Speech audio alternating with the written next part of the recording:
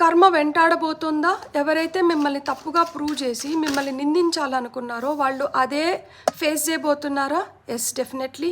ఏదైతే ఇస్తామో అదే తిరిగి పొందుతాము.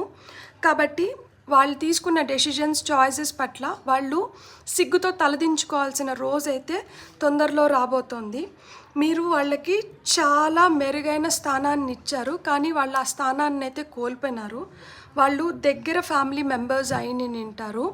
సో స్వార్థంగా మనీ కోసం కావచ్చు, లేకపోతే వాళ్ళ పంతం నెగ్గించుకోవడం కోసం మిమ్మల్ని చాలా కష్టపెట్టి నింటారు.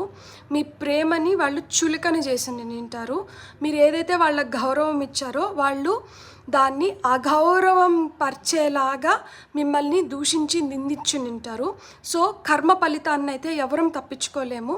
మిమ్మల్ని బాధ పెట్టిన వాళ్ళైతే వాళ్ళ కర్మ వాళ్ళు త్వరలోనే అనుభవించబోతున్నారు.